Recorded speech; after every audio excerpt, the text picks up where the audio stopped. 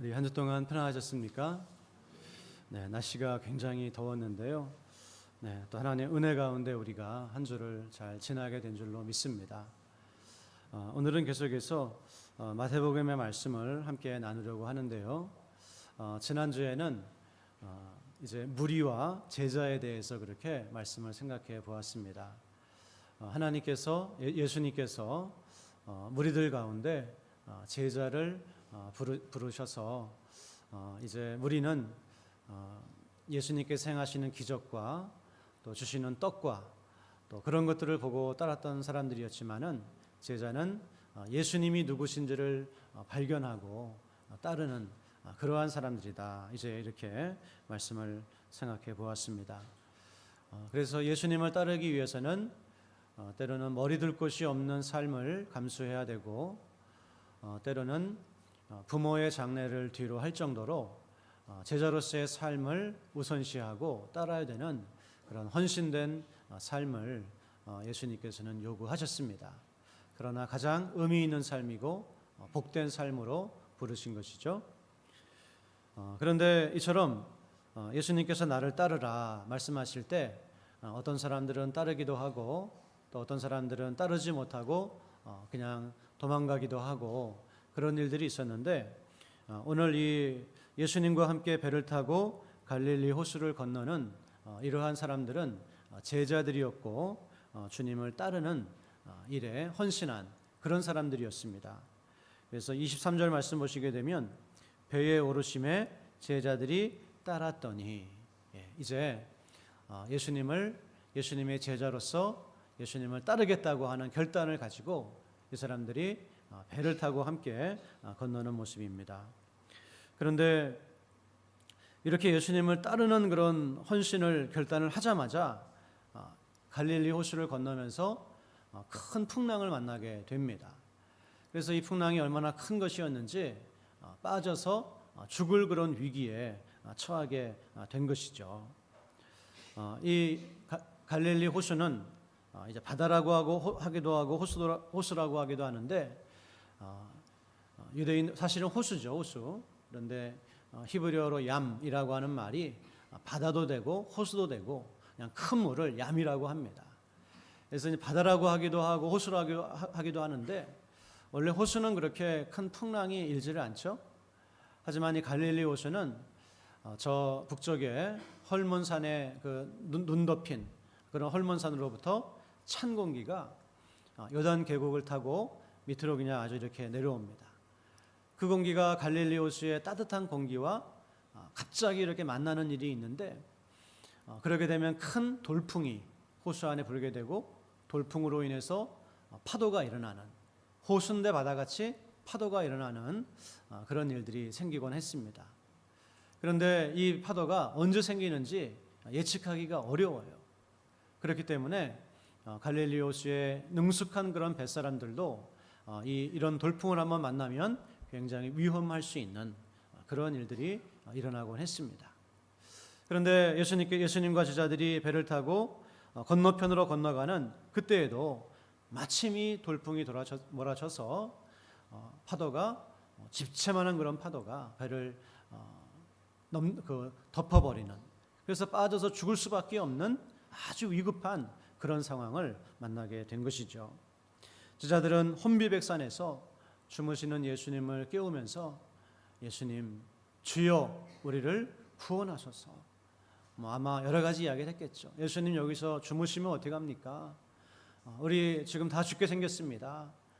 급해가지고 여러 가지 그런 이야기들을 했을 것입니다. 어쨌든 핵심적인 말은 주여 구원하소서. 우리가 죽겠나이다. 지금 다 죽게 됐으니 우리를 좀 도와달라. 이렇게 요청을 합니다. 우리 주님은 너무나 편안하시고 또 담담하십니다. 오히려 제자들을 너희가 왜 무서워하느냐, 왜 믿음이 이렇게 작으냐, 제자들을 책망하시고 곧 그 바람과 바다를 향하여서 꾸짖으실 때에 그 바람과 바다가 순식간에 잠잠해지는 놀라운 기적이 일어나게 되었습니다. 우리는 이렇게 이야기로만 늘 들으니까 이것이 별로 마음에 와닿지 않을 수 있지만은 한번 그 광경을 여러분 한번 상상해 보시기를 바랍니다. 지금 엄청난 그런 바람이 불어닥치고 있고 또 큰 물이 배를 덮치고 있는 그런 상황인데 우리 주님께서 잠잠하라 한마디 하시니까 순식간에 하늘이 개고 바람이 멈추고 물결이 잔잔해지는 이런 광경을 한번 상상해 보십시오. 제자들은 지금 놀라운 기적을 체험하고 있는 것입니다. 여러분, 오늘 이 말씀을 통해서 우리는 두 가지를 생각해 보기를 원하는데, 첫 번째는 우리도 인생길을 걸어갈 때 하나님의 교회도 그렇고 또 믿음의 가정도 그렇고 인생의 풍랑이 있을 수 있지만 그때에 우리에게는 도움을 요청할 주님께서 함께 하시고 계시다라고 하는 것입니다. 이렇게 헌신된 삶을 살기로 결단하고 주님을 쫓았던 그런 제자들의 공동체였지만 그들은 큰 풍랑을 경험하게 되었고 그들이 고백하는 것처럼 죽을 위기를 만나게 되었습니다. 하지만 이 사람의 힘으로 어찌할 수 없는 이런 일을 만났지만 그들 가운데는 누가 계셨습니까? 예수님께서 계셨기 때문에 비록 적은 믿음이었지만 그 예수님께 도움을 요청하고 그리고 그들은 놀라운 구원을 경험할 수 있는 이제 그런 일을 경험하게 된 것이죠. 사실 얼마나 무서운 상황이었겠습니까? 이 배가 파도에 뒤집혀 버릴 것 같은 이런 아주 급박한 이런 상황, 누구라도 무서워할 수밖에 없는 그런 상황이죠. 그래서 사실 어떻게 보면 예수님께서 담대할 것을 주문하시면서 믿음을 가져라 이렇게 말씀하시는 것이거든요. 왜 믿음이 이것밖에 안 되느냐? 근데 제가 거기 있었어도 아마 우리 모두가 있었어도 어쩔 줄 몰라 했을 것 같아요. 아주 굉장히 두려워했을 것 같습니다. 그러나 주님께서는 무서워하지 말라, 담대하라, 믿음을 가져라 그렇게 말씀하시고 있습니다.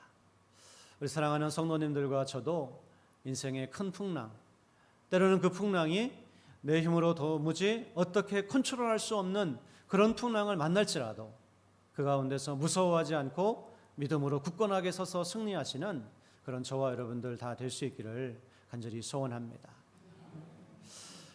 물론 우리가 인간이기에 두려움을 느끼고 공포를 느끼고 낙심이 되겠죠. 하지만 그런 인생의 풍랑을 만날지라도 처음에 느끼는 감정은 두려움과 낙심이라고 하더라도 곧 엎드려서 기도하고 그리고 주님께서 나의 삶 가운데 우리 교회 가운데 함께 계심을 믿음으로 생각하고 그리고 그 예수님이 어떤 분이신지를 우리 가운데 어떤 일들을 행하실 수 있는지를 믿음으로 생각하고 그렇게 할 때 두려운 마음은 점점 줄어들고 믿음과 용기와 소망으로 우리의 마음이 가득 차게 되는 것을 하나님의 백성들이라면 누구나 다 경험하게 될 줄로 믿습니다. 여러분, 신자의 삶에는 또 우리 교회 가운데는 예수님께서 함께하고 계시지 않습니까? 오늘 예수님께서 이렇게 제자들에게 담대하고 믿음을 가질 것을 주문하시는 것은 예수님께서 바로 그들 가운데 함께하고 계시기 때문입니다. 상황은 두려워할 수밖에 없는 상황이고 정말 혼이 나갈 수밖에 없는 그런 상황이지만 이런 상황에서 두려워하는 것은 지극히 당연한 일이지만 그럼에도 담대할 수 있고 믿음을 가질 수 있는 것은 왜입니까? 이유가 무엇입니까? 지금 예수님께서 이 배에 함께하고 계시기 때문이고 두려워하는 제자들 앞에 옆에 그들 가운데 함께하고 계시기 때문에 내가 있는데 너희들이 왜 두려워하느냐? 내가 없다면 모르지만 내가 너희와 함께하고 있는데 왜 두려워하느냐? 왜 염려하느냐? 이렇게 말씀하시고 있는 것입니다.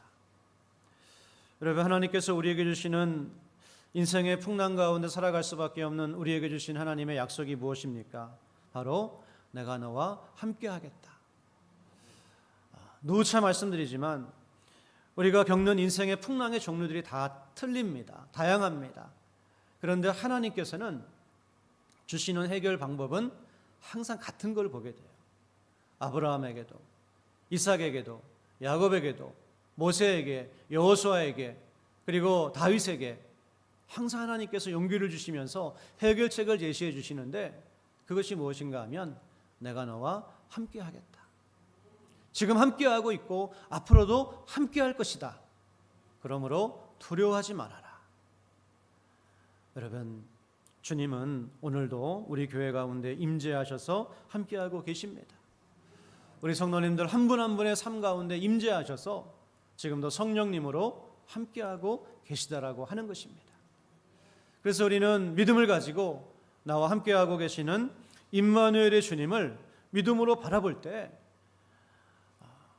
작은 그런 풍랑들을 두려워하지 않을 수 있는 믿음을 가지게 되고 그 믿음이 점점 성장하게 되면 나중에는 정말로 큰 파도가 몰아치는 상황에서도 두려워하지 않고 믿음으로 전진할 수 있는 그런 믿음의 용사들이 될 수 있는 줄로 믿습니다. 성경에 보면 예수님께서 오늘 이 믿음이 작은 자들아 책망하셨는데요. 이 믿음이 작은 자들아 책망하시는 본문들이 사실은 여러 번 나옵니다. 그 산상수훈에서도 마태복음 6장에서도 내일 던지는 그 아궁이에 던져버린 들풀도 하나님께서 입히시거든 하물며 너희일까 보냐. 그런데 너희가 왜 먹는 것 입는 것 가지고 염려하느냐. 이 믿음이 작은 자들아. 하나님이 다 책임져 주실 텐데 왜 염려하느냐. 이렇게 말씀하시죠. 그리고 베드로도 이런 책망을 들은 적이 있는데요.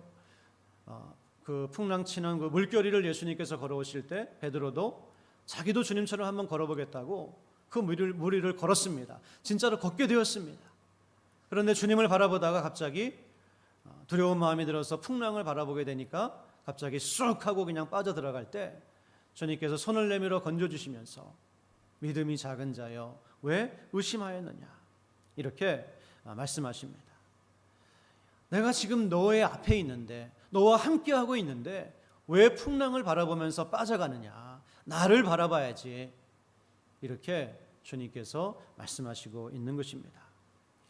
우리 사랑하는 저와 낙원의 성도 여러분들 또 우리 모두가 때로 풍랑이 찾아오지만 그 풍랑을 우리가 물론 주의 깊게 봐야 되지만 그 풍랑보다 우리는 무엇을 바라봐야 됩니까?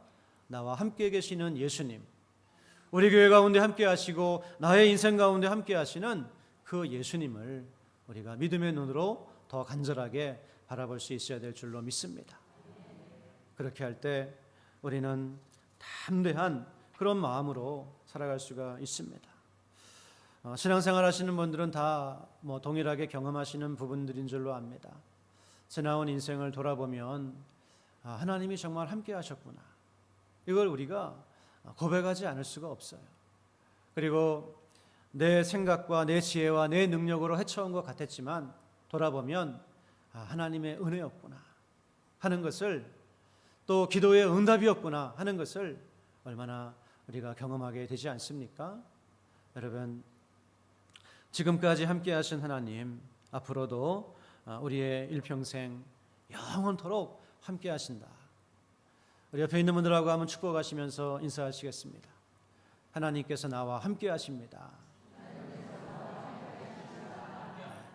천지의 창조주이신 그분께서 지금도 말씀으로 만물을 붙드신 하나님께서 나와 함께 하신다. 그러므로 우리는 언제나 어떤 그런 풍랑이 닥쳐온다고 할지라도 도움을 요청할 분이 우리에게는 있는 줄로 믿습니다. 참 내가 힘들고 어려울 때 도움을 요청할 수 있는 그런 사람이 있다고 하는 것은 큰 위로가 되죠. 나의 이 그 고민을 다 털어놓을 수가 있고 그리고 나의 이 아픔을 이야기할 수 있고 도움을 요청할 수 있는 사람이 있다고 하는 것은 정말 큰 위로입니다. 그런 사람 한 사람이 없기 때문에 사람들이 자살하고 절망하고 그렇게 하는 것이죠. 그런데 우리는 바로 우리의 모든 것을 다 말씀드릴 수 있고 그리고 사람은 우리가 이야기해도 우리를 도와줄 수 없는 경우가 많지만 풍랑까지도 잠잠하게 하실 수 있는 예수님, 그 예수님께서 우리와 함께 하신다라고 하는 거예요. 그러므로 여러분 정말 힘들고 어려운 일이 있을 때마다 자동적으로 주님께 무릎 꿇는 훈련들을 하시기를 부탁을 드립니다. 힘들고 어려운 일이 생길 때마다 마음에 어떤 생각이 생길 때마다 그 자리에서 바로 엎드려서 주여 구원하소서. 내가 이렇게 힘들고 어렵습니다. 나를 도와주시옵소서. 이런 기도의 모습으로 살아갈 때 우리의 삶은 정말 하나님께서 인도하시고 풍성한 그와 같은 삶을 살아가게 되는 것입니다. 특별히 우리는 주님께 언제까지라도 도움을 요청할 수가 있습니다. 참 제가 이렇게 한 달에 한 번씩 그 호스피스 병원에 가서 임종 직전에 그런 환우분들을 함께 예배하고 또 기도하고 이런 시간을 갖는데요. 그때마다 저에게 드는 생각은 히브리서 9장 27절이 말씀하는 것처럼 한 번 죽는 것은 정해진 것이고 그 이후에는 영원토록 내가 하나님과 함께 할 것인가 아니면 영원토록 하나님께 버림받을 것인가 하는 심판이 기다리고 있는데 이 마지막 그 임종의 자리에 가면은 다 비슷한 것 같아요. 이 세상에서 아무리 돈이 있었건 성공했건 했건 그 임종의 자리에 가면 다 비슷합니다. 그런데 저는 그분들을 바라보면서 드는 생각이 정말 이 마지막 순간에 이제는 내가 내 손 하나 들어 올릴 수 없는 이 순간에 하나님을 모르는 분들은 얼마나 두려울까, 얼마나 캄캄할까. 말 그대로 아무런 소망이 없는 거예요. 이제는 아무런 소망이 없고 내가 기댈 것도 없고 의지할 것도 없고 이제는 그냥 절망밖에 없는 거예요. 그런데 여러분, 우리 신자들에게는 그 마지막 순간이 어떤 순간입니까? 정말 우리 인생의 피크죠. 우리 인생의 정말 가장 피크입니다.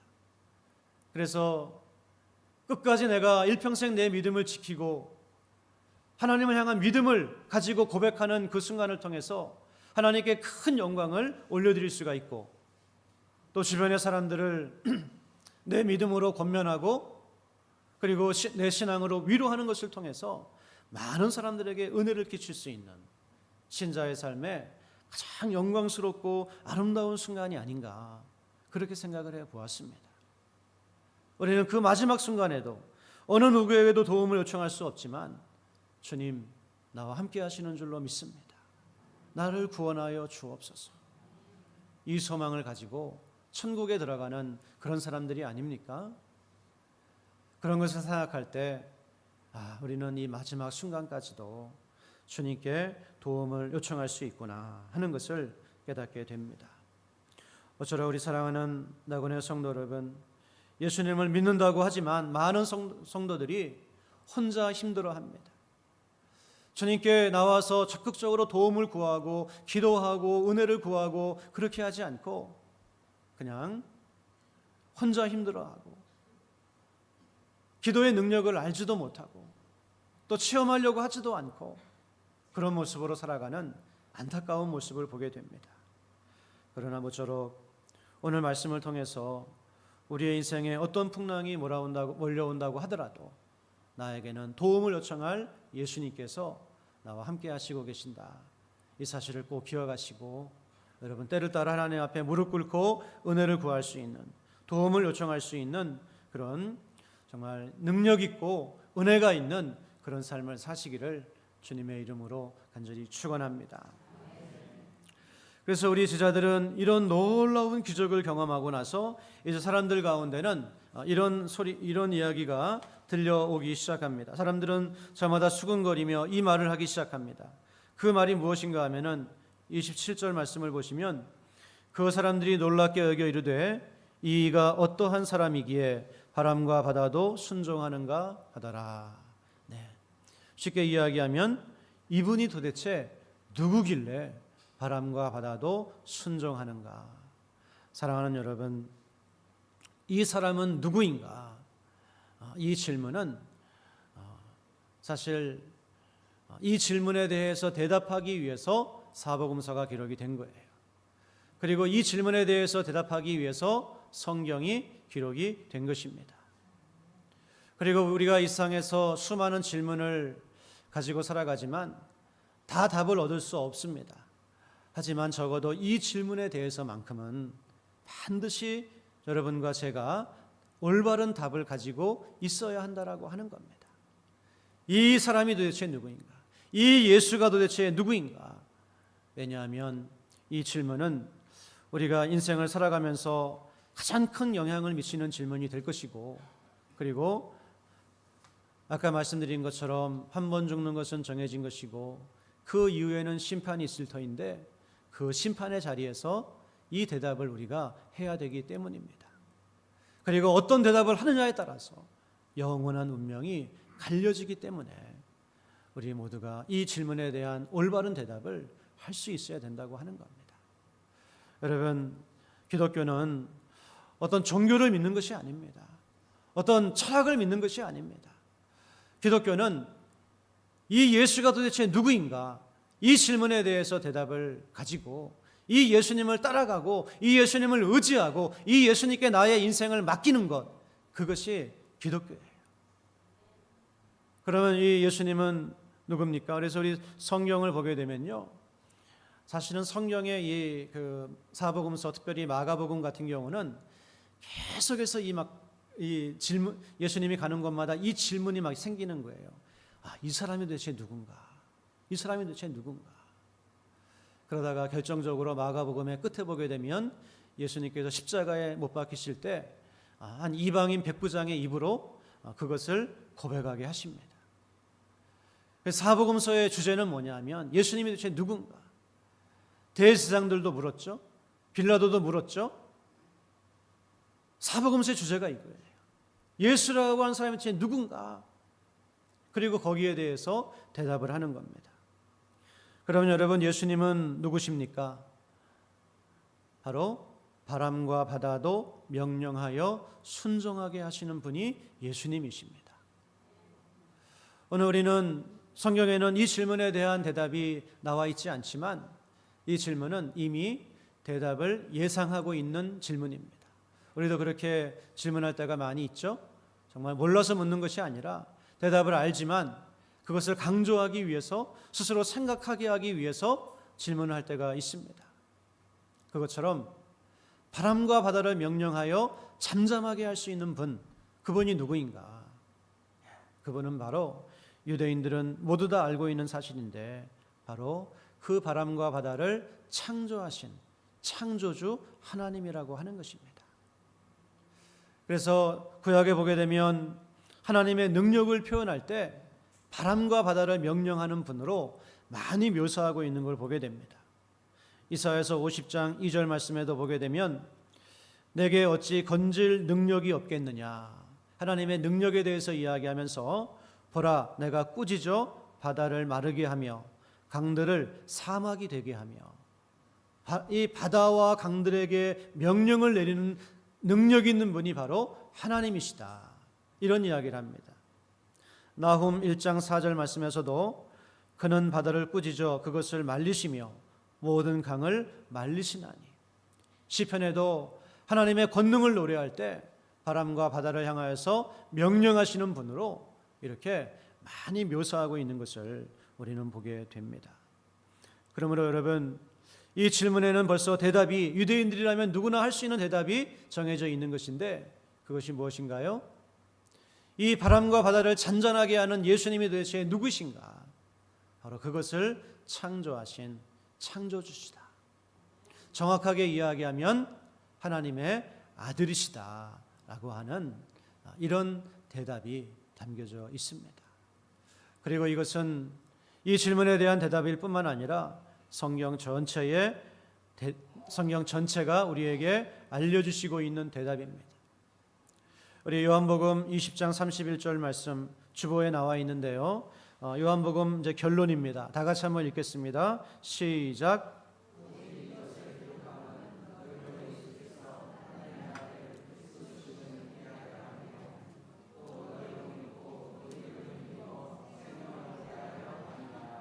아멘. 네, 오직 이 요한복음을 기록하는 것은 너희로 예수께서 하나님의 아들 그리스도이심을 믿게 하려 하며, 하나님의 아들이심을 믿게 하기 위해서, 그리고 그 이름을 힘입어 생명을 얻게 하려 함이라. 할렐루야. 우리 예수님은 하나님의 아들이십니다. 마가복음 15장 39절 말씀도 보게 되면 마가가 이 한 이방인 백부장의 입을 빌려서 마가복음의 결론을 내리고 있습니다. 지금까지 계속 예수님이 누구신가 이런 질문을 해왔는데 그 결론을 내리고 있는데 마가복음 15장 39절 말씀 다 같이 한번 읽겠습니다. 시작.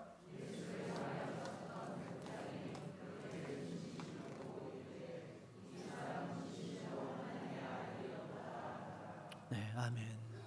마가복음의 결론도 예수님은 하나님의 아들이셨다.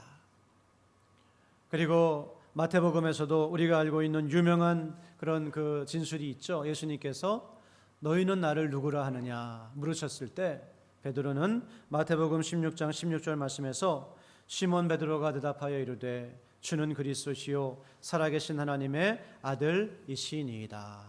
이렇게 하나같이 예수님을 하나님의 아들로 고백하고 있습니다. 여러분, 우리 교회 가운데 지금 성령으로 임재해 계시는 분이 누구십니까? 하나님의 아들 예수님이십니다. 우리의 삶 가운데 함께 하시고 풍랑 속에 우리가 도움을 요청하는 분이 누구십니까? 하나님의 아들 예수님입니다. 그 예수님이 우리와 함께 하시고 우리를 도우시는 분으로 지금도 역사하시고 계시다라고 하는 겁니다. 그래서 이 하나님의 아들이라고 하는 이름은 참 놀라운 그런 이름입니다. 놀라운 그런 이제는 드러났지만 놀라운 비밀이 감추어진 그런 이름입니다. 그래서 예수님을 하나님의 아들이라고 할 때 두 가지 의미가 있는데요. 첫 번째는 다윗의 후손이라고 하는 뜻이에요. 다윗의 후손으로 오셨다. 그래서 우리와 같은 사람이 되셔서 이 땅에 오셨다. 이런 뜻입니다. 그것은 사무엘하 7장 14절 말씀 이하에 보게 되면 하나님께서 다윗에게 말씀을 하시는데 내가 너의 씨를 보내어 줄 것인데 그가 영원한 나라를 통치할 것이다. 그러면서 나는 그의 아들이 되고 나는 그의 아버지가 되고 그는 나의 아들이 될 것이다.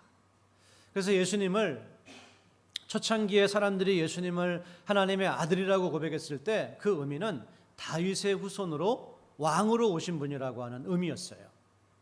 그런데 이 하나님의 아들이라고 하는 이름의 의미가 점점 더 풍성하게 드러나고 온전하게 드러나게 되는데 그것은 어떤 자리까지 이름이 드러나게 됩니까? 바로 예를 들면 요한복음 1장 18절이 말씀하고 있는 것처럼 본래 하나님을 본 사람이 없으되 아버지 품속에 있는 독생하신 하나님이 나타내셨느니라. 예수님은 어떤 분이라고요? 아버지 품속에 영원 전부터 하나님 품속에 계셨던 독생하신 하나님. 여기서 독생하신이라고 하는 말씀은 하나님과 동등한 신성을 가지고 있으시다. 그래서 저와 제 아들이 인간으로서 동등한 그런 영광을 가지고 있는 것처럼 예수님은 하나님의 아들로서 동등한 신성을 가지고 계신 그와 같은 분이시다라고 하는 그런 의미가 담겨져 있습니다. 그래서 예수님을 하나님의 아들로 고백할 때에는 다윗의 후손으로 오신 완전한 사람이신 동시에 영원 전부터 하나님 품속에 계셨던 독생하신 하나님이라고 하는 이 두 가지 의미가 예수님의 신성과 인성에 대한 두 가지 의미가 우리가 예수님을 하나님의 아들로 고백할 때 고백하는 그와 같은 내용인 것입니다. 여러분, 그러므로 우리가 예수님을 하나님의 아들로 고백할 때마다 이런 바른 의미를 알고 부르면서 그렇게 우리의 삶에 힘들고 어려운 일이 있을 때마다 주님 이름을 부르면서 그렇게 풍랑을 이기고 승리해 나가시는 여러분들 되시기를 주님의 이름으로 간절히 축원합니다. 여러분, 우리 예수님을 하나님의 아들로 부르는 것은 신앙생활 시작하면서도 우리가 부릅니다. 그러나 중요한 것은 내가 정말 예수님을 하나님의 아들로 믿고 있는가 하는 것입니다. 마태복음에 보게 되면 예수님을 하나님의 아들로 누가 제일 먼저 고백을 할까요? 예수님을 하나님의 아들로 누가 제일 먼저 고백할까요? 네, 바로 오늘 본문 말씀 뒤에 나오는 28절에 나오는 귀신들이 예수님을 하나님의 아들로 가장 먼저 고백을 합니다. 그들은 예수님 하나님의 아들로 알고 있었어요. 그러나 그들의 고백은 참된 고백이 아니죠. 왜냐하면 그것은 그냥 아는 것에 불과한 것이었습니다. 우리의 믿음도 아는 것에 불과한 그런 믿음이 되어서는 안 됩니다. 예수님께서 나사로의 집에 가셨을 때 나사로가 죽었습니다. 예수님께서 마르다에게 너의 오빠가 다시 살아날 것이다. 그때 마르다는 마지막 날 부활 때에는 다시 살아날 줄 내가 아나이다. 그렇게 이야기했어요. 아나이다. 이것은 예수님께서 원하시는 답이 아니었습니다. 예수님께서 다시 한번 말씀하십니다. 나는 부활이요 생명이니 나를 믿는 자는 죽어도 살겠고 무릇 살아서 나를 믿는 자는 영원히 죽지 아니하리니 이것을 내가 믿느냐. 내가 알고 있습니다라고 대답하는 마르다에게 예수님은 다시 질문하시는데 이것을 내가 믿느냐라고 질문하시는 것입니다. 그때에서야 마르다는 비로소 내가 믿나이다. 주는 그리스도시요 세상에 오시는 하나님의 아들인 줄 내가 믿나이다. 사랑하는 여러분, 아는 것과 믿는 것의 차이가 무엇일까요? 여러 가지가 있을 줄로 압니다. 그러나 가장 우리 신자의 삶에 있어서 두려운 것은 내가 하나님을 알면서 믿는 것으로 착각하며 살아가는 것입니다. 아는 것과 믿는 것의 차이가 뭘까요?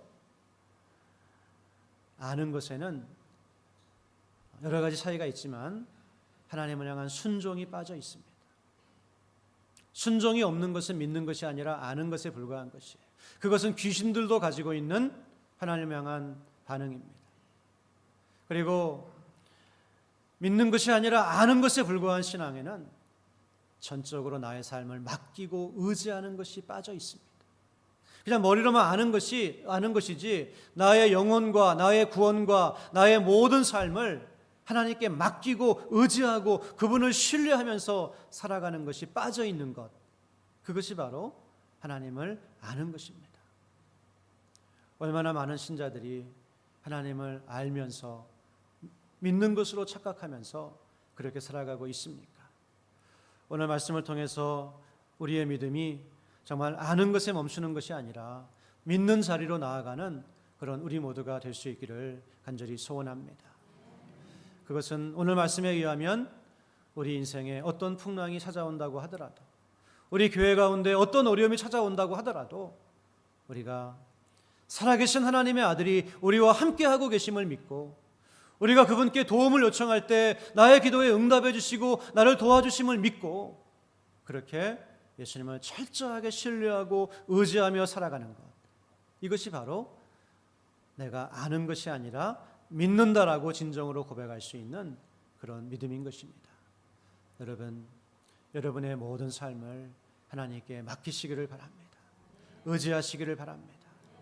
그런 믿음으로, 정말 참된 믿음으로 인생의 풍랑들을 믿음으로 이겨나가는 우리 교회와 또 성도님들의 가정이 다 되시기를 주님의 이름으로 간절히 축원합니다. 아버지 하나님, 오늘 주신 말씀을 통해서 예수님께서 우리와 함께하고 계심을 깨달았습니다. 이것을 우리가 지금까지 알고 있었습니다. 하지만 믿지 못하고 있는 그런 부분들이 얼마나 많이 있었는지요. 간절히 바라옵고 기도하오니 이제 예수님이 하나님의 아들이시며 우리와 함께하고 계시며 우리를 도우시는 참 좋으신 우리의 목자 되심을 우리가 믿게 하시고 우리 주님께 모든 것을 맡기고 이제는 걱정하거나 염려하거나 두려워하지 않고 모든 것을 큰 믿음으로 주님께 맡기고 담대하게 걸어갈 수 있는 우리 모두가 되게 하여 주옵소서. 이 믿음으로 인생의 풍랑을 이기고 승리할 수 있도록 하나님 도와 주옵소서. 예수님의 이름으로 간절히 기도드렸사옵나이다. 아멘.